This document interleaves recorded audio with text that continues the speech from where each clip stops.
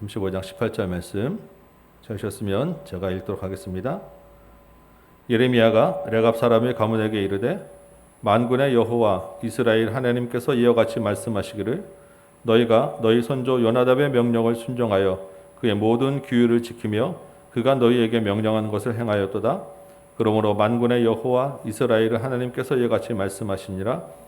레갑의 아들 요나답에게서 내 앞에 설 사람이 영원히 끊어지지 아니하리라 하시니라. 아멘. 오늘 이 말씀 가지고 순종에 대한 새 이야기라는 제목으로 여러분과 같이 말씀 나누도록 하겠습니다.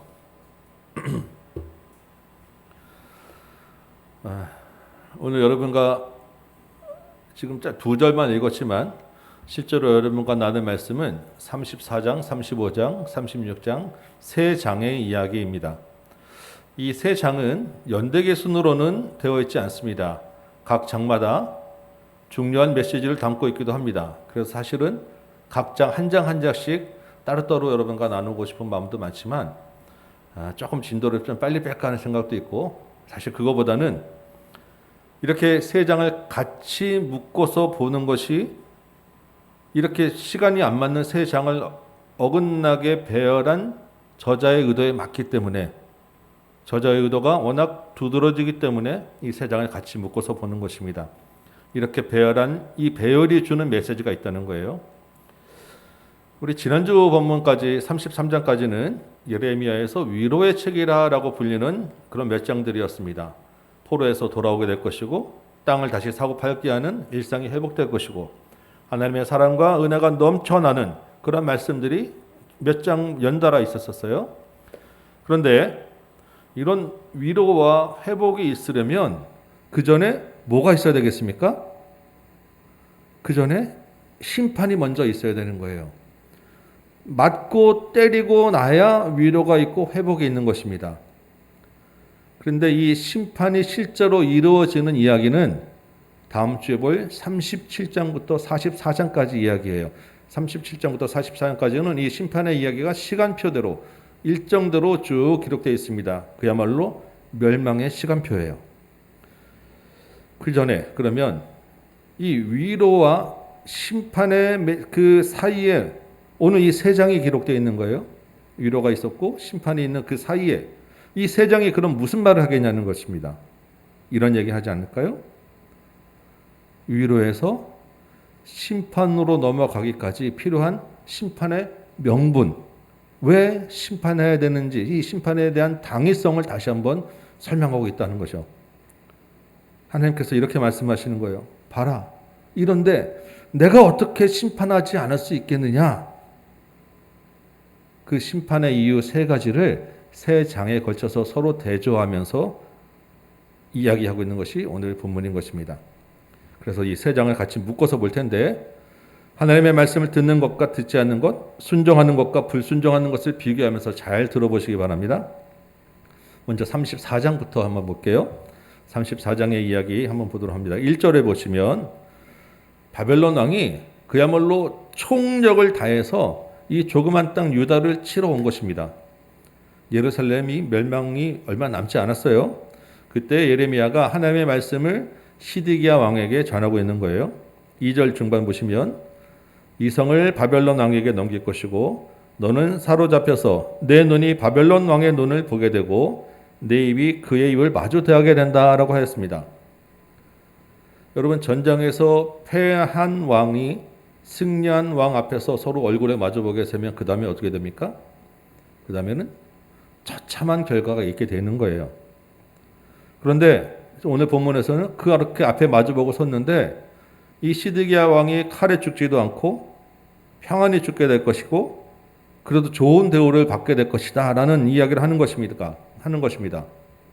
그러니까 어떻게 하라는 거예요? 사실은 끝까지 싸우지 말고 빨리 좋게 항복하라 라는 것이 시드기야 왕에게 주어진 메시지예요.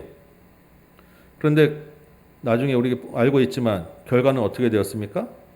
시드기야가 그 말 듣지 않았어요. 끝까지 버티다가 자기가 보는 앞에서 그 아들이 죽임을 당하고 눈이 뽑히고 포로로 끌려가게 되고 감옥에서 죽고 맙니다. 하나님의 말씀을 듣지 않았던 거예요. 그런데 8절 이하에서 그때 그렇게 시드기야에게 그런 심판 메시지가 전해졌을 때 있었던 한 사건을 기록하고 있습니다. 시드기야 왕이 고관과 백성들과 더불어 하나님 앞에서 계약을 맺는 거예요. 어떤 계약이냐면 히브리 남녀 노비를 해방시키자는, 노예를 풀어주자는 계약을 맺은 것입니다. 동족을 종으로 삼지 못하게 하는 그야말로 엄청난 일을 행한 거예요.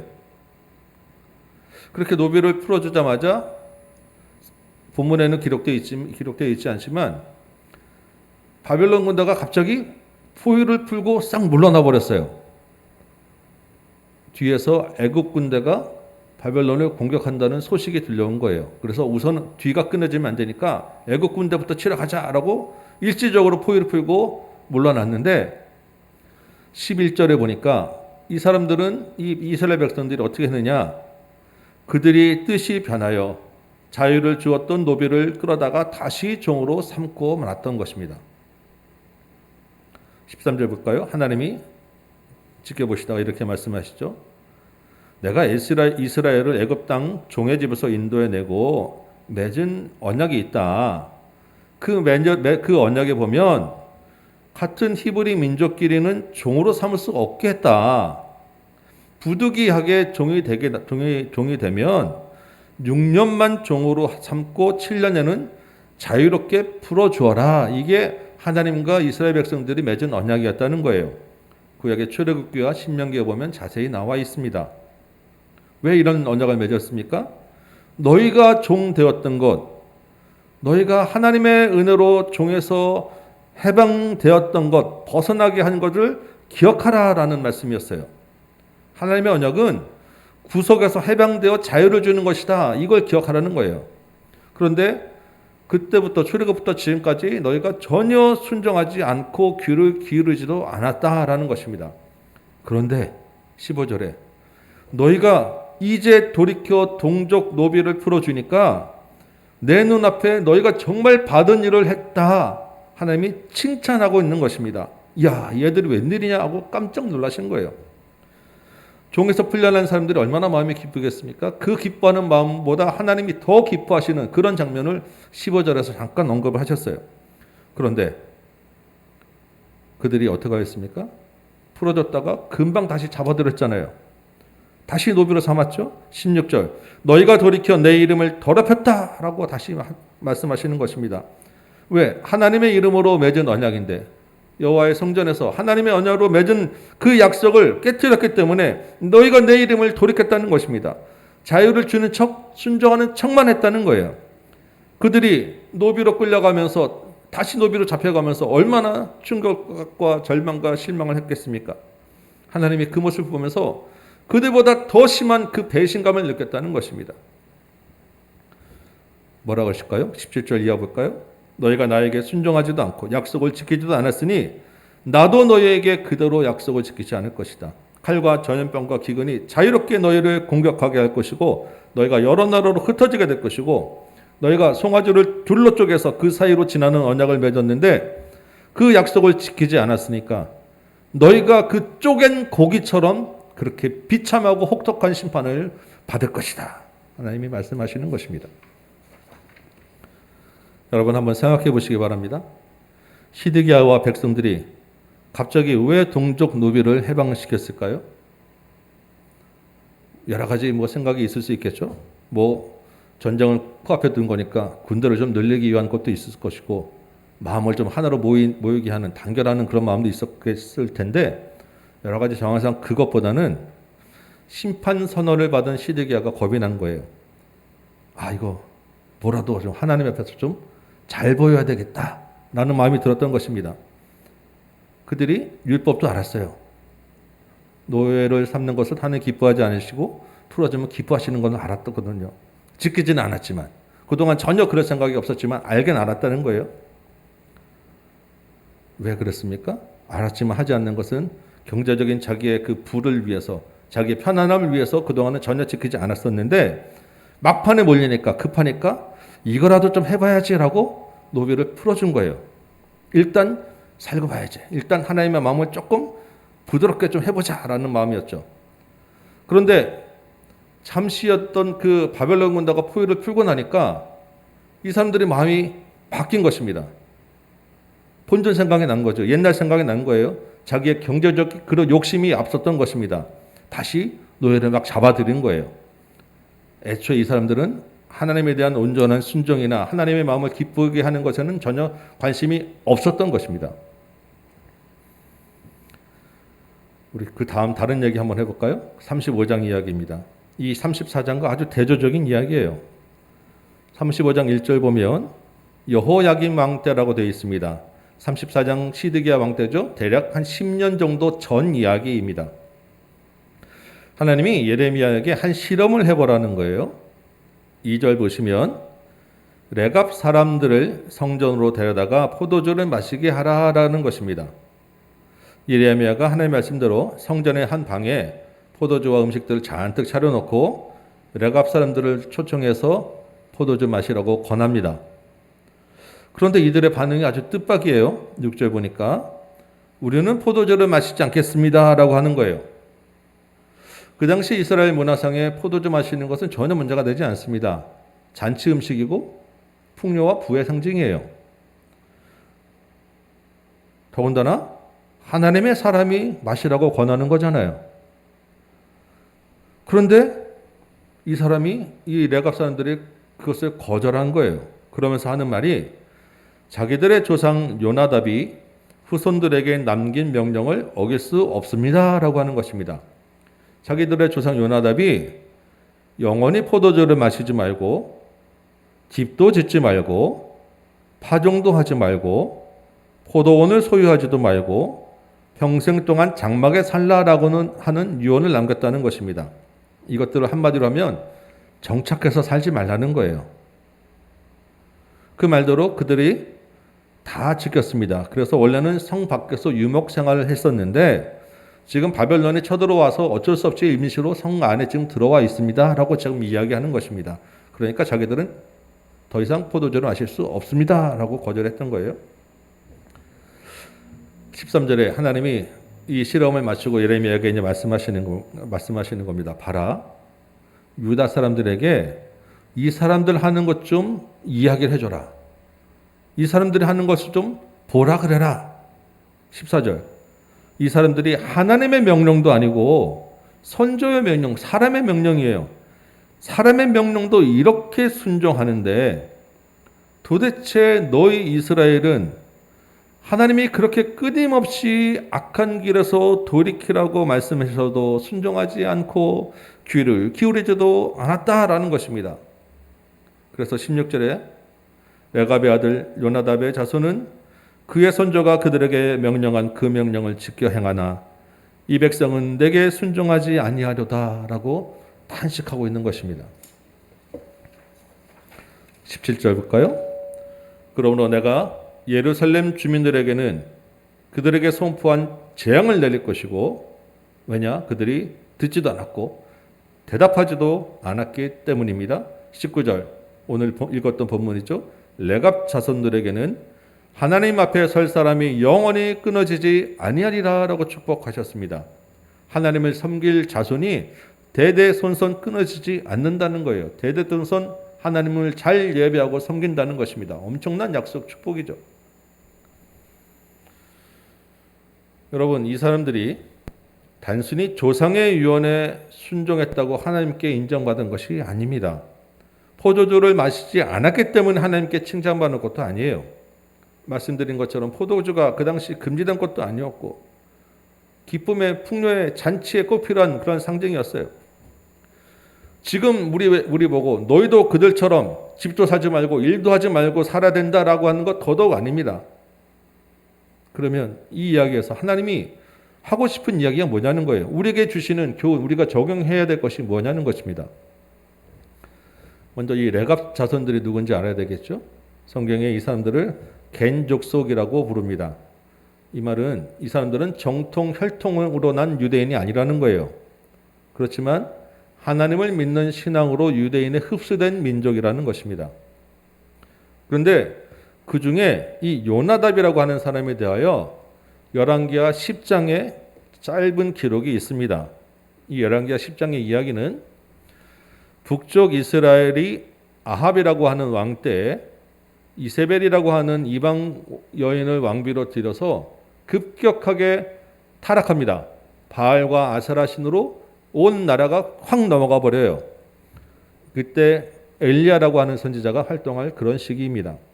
이때 군대 장관이었던 예후라는 사람이 혁명을 일으키는 거예요.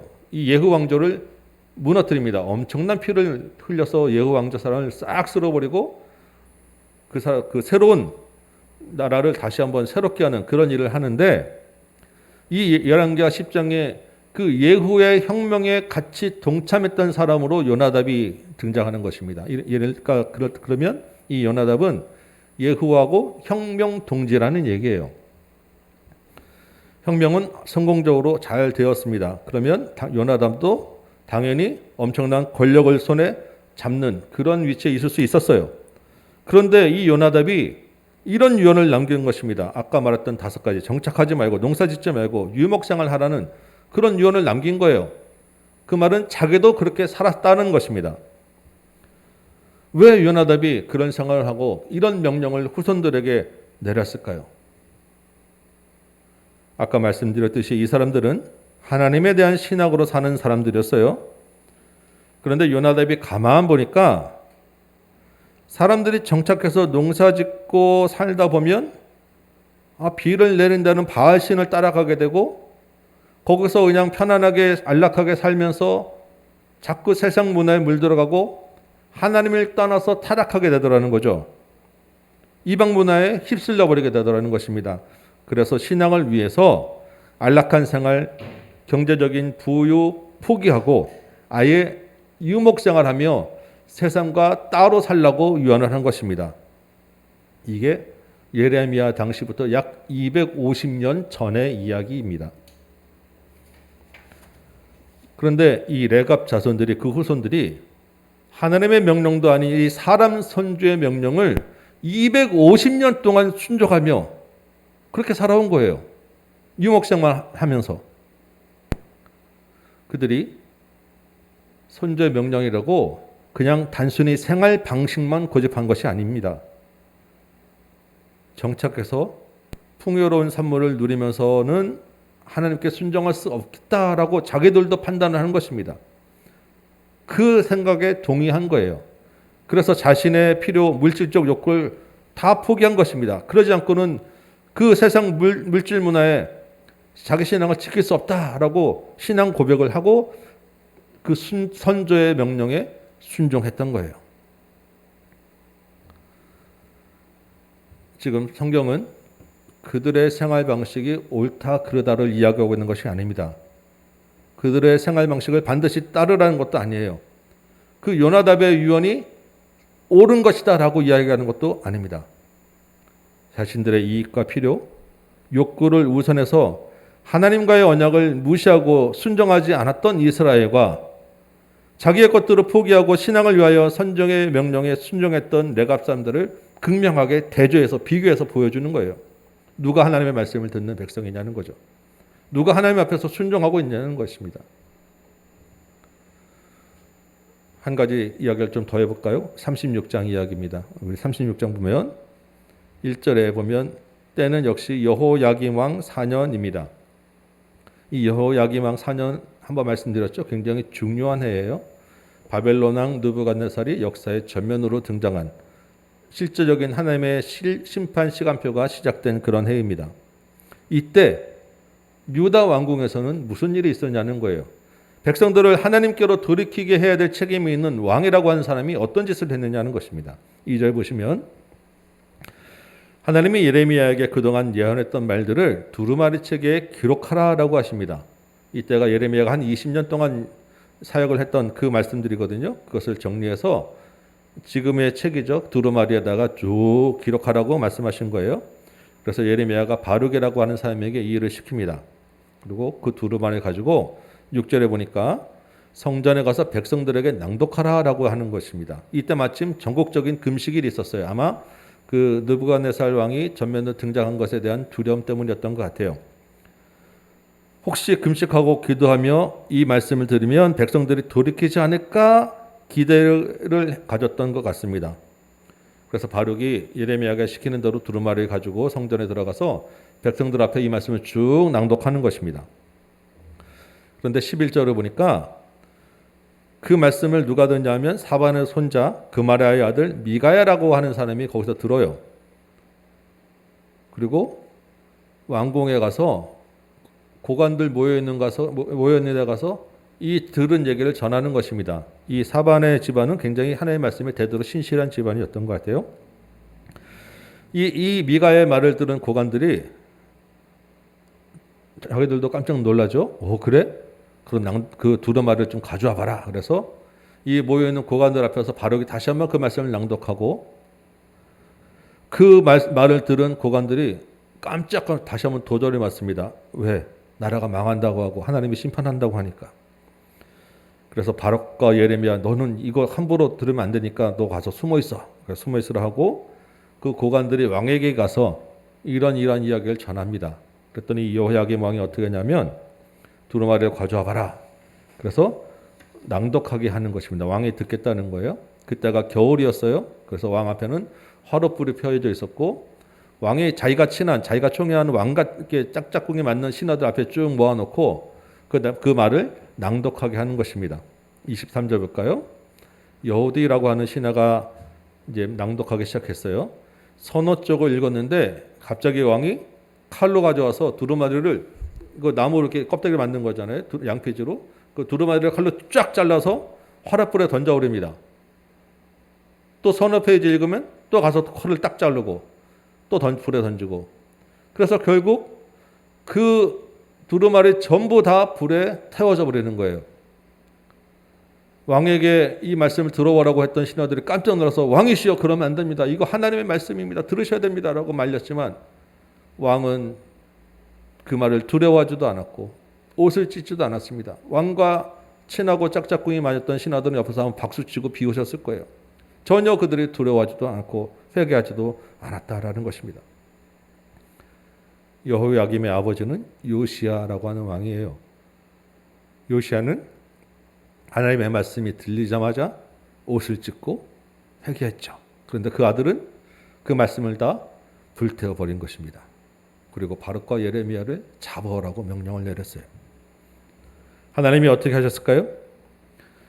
예레미야에게 다시 두루마리를 기록하라고 하십니다. 불태웠다고 이게 없어지지 않는다는 거예요. 두루마리에 더 많은 내용을 기록해라. 불태워진 것까지 기록해라라고 하시는 겁니다. 그리고 여호야김 왕에게는 다윗의 왕위에 앉을 자가 이제 없을 것이다. 너의 시체는 버림당하고 너의 자손과 신하들에게도 벌을 받을 것이다. 예루살렘과 주민들에게도 재난이 선포될 것이다. 여호야김 왕은 국가의 흥망이 걸린 중요한 순간에 자기의 인생이 걸린 그 기회에 하나님의 말씀을 거부했습니다. 듣긴 했어요. 그렇지만 무시했어요. 순종하지 않았습니다. 왜? 듣기 좋은 말이 아니었기 때문이에요. 받아들이고 싶은 말이 아니었기 때문입니다. 아마도 두루마리를 자른 것은 이거를 잘라서 불태워버리면 좀 재앙이 일어나지 않지 않을까? 재앙을 피하고 싶었던 마음이 있었던 것 같아요. 사람들이 원래 그렇지 않습니까? 그 마음에 전곡을 찔리면 더 반작용으로 더 크게 소리 지르고 화를 내고 내가 그거 한 거 아니야 라고 막 부인하고 그러지 않습니까? 지금 여호야김의 반응이 그런 거예요. 그러나 책을 잘라서 불태워버린다고 상황이 달라집니까? 그 기록된 말씀이 없어집니까? 아니잖아요. 말씀을 듣고 회개하고 순종해야 달라지는데 왕은 자기 착각에 빠져 있는 거, 자기 생각에 빠져서 그 기회를 놓친 것입니다. 그 결과 하나님과 다윗이 맺은 언약, 다윗의 후손이 왕위에 계속 있을 것이다라고 하는 그 언약도 깨지게 되었어요. 성전이 무너졌죠. 다윗과 언약도 무너졌죠. 이스라엘 지탱하던 두 기둥이 무너지게 된 것입니다. 여러분, 이 세 이야기를 들으면서 어떠셨어요? 하나님이 세 가지 이야기를 연달아 놓으시면서 하시는 말씀이 너무나 인정되지 않습니까? 자 봐라. 내가 어떻게 이스라엘을 심판하지 않을 수 있겠느냐? 정말 그렇지 않을까요? 이후로 하나님의 그 심판의 시간표가 일정대로 흘러가는 것을 누가 막을 수 있었겠습니까? 그러시면 안 됩니다. 얘들 잘하고 있어요. 누가 하나님께 권유할 수 있었겠어요?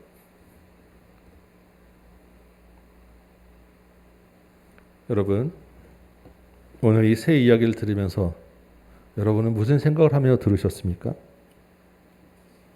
나는 시드기야처럼 그렇게 얍삽하게 순종하는 척만 하지는 않았다라고 혹시 생각하십니까?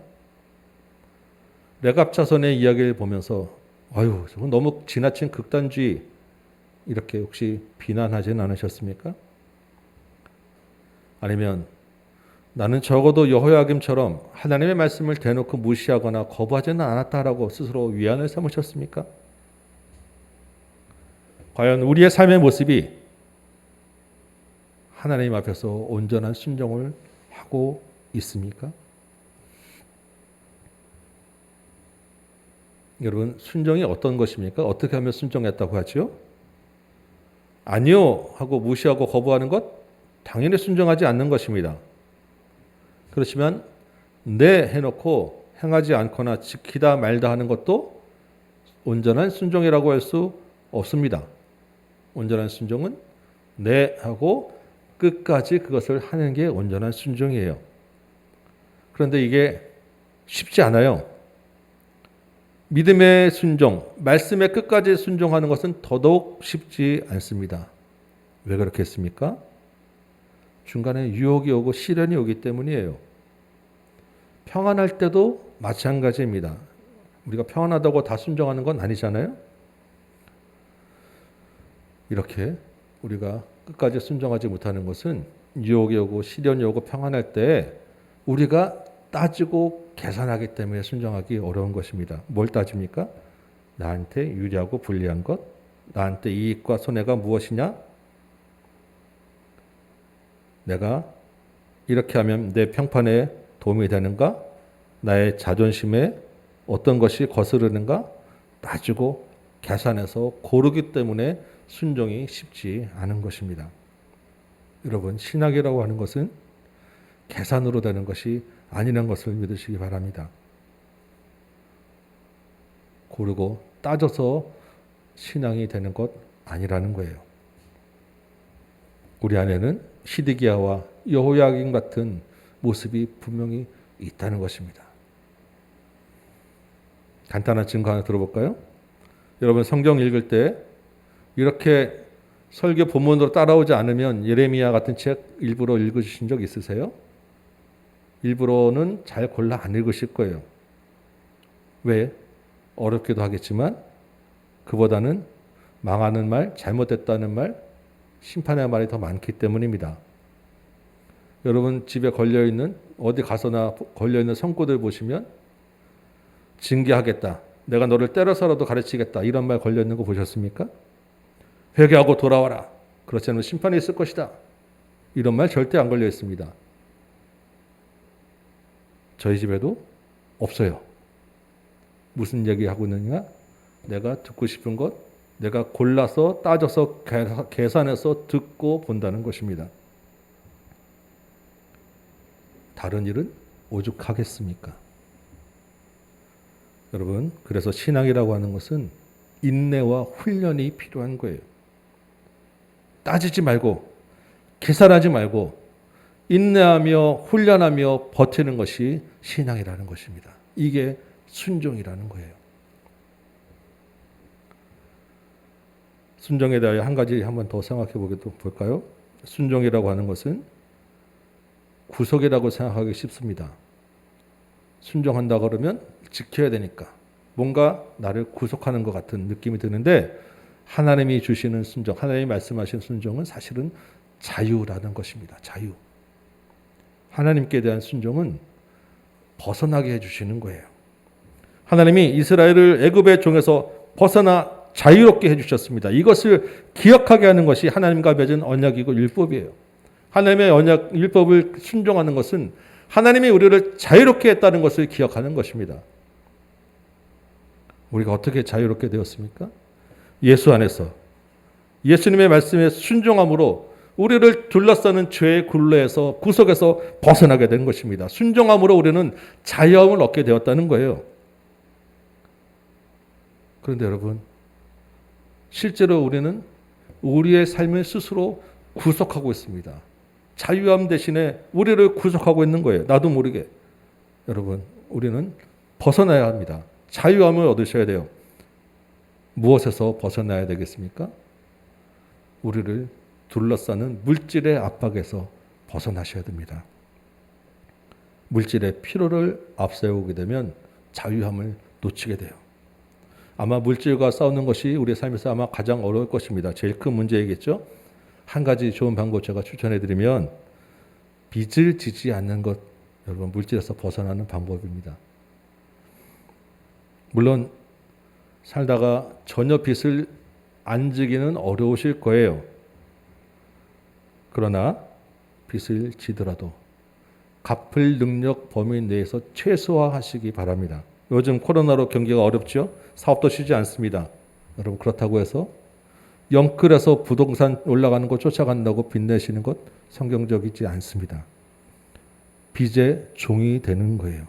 빚이라고 하는 것은 한번 끌려 들어가면 하나님을 신뢰하지 못하게 합니다. 하나님을 바라볼 수 없게 해요. 하나님의 공급을 경험할 수 없게 합니다. 돈과의 싸움이라고 하는 것은 가장 어렵습니다. 가장 오래 우리가 싸워야 할 일인데 반드시 끝까지 싸워야 하는 그런 문제인 것입니다.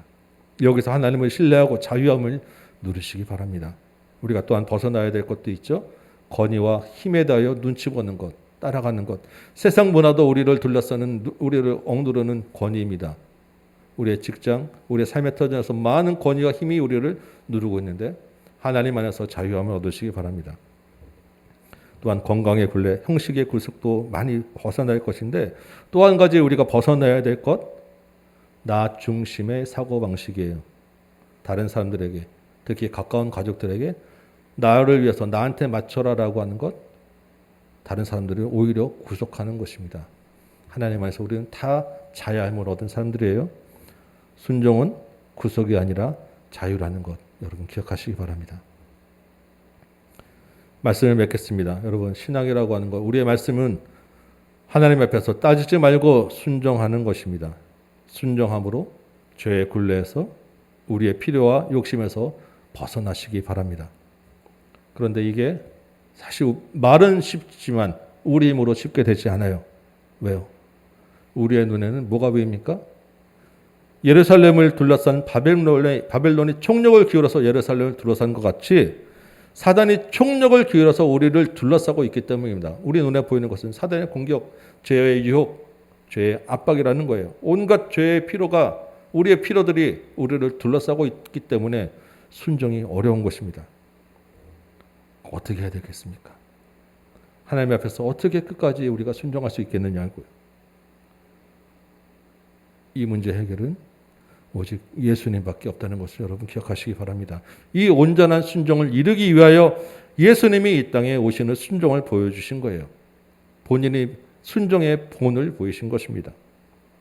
이 예수님 안에서 순종의 자유를 누릴 수 있는 것입니다. 우리가 계산하지 않고 끝까지 순종할 수 있는 것, 예수를 의지하는 방법밖에 없다는 것 기억하시기 바랍니다.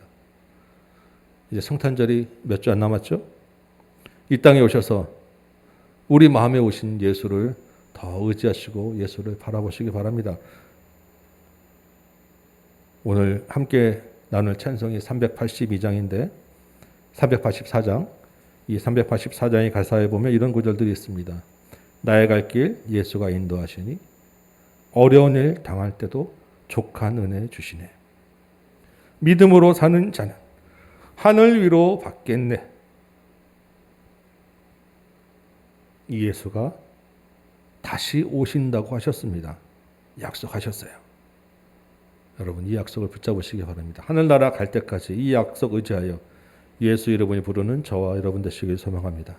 이 한 주간 예수 안에서 순종하며 승리하는 저와 여러분 되시기를 주님의 이름으로 축원합니다. 아멘. 우리 384장 한번 찬양하겠습니다. 384장 찬양하고 말씀 시작하며 기도합니다.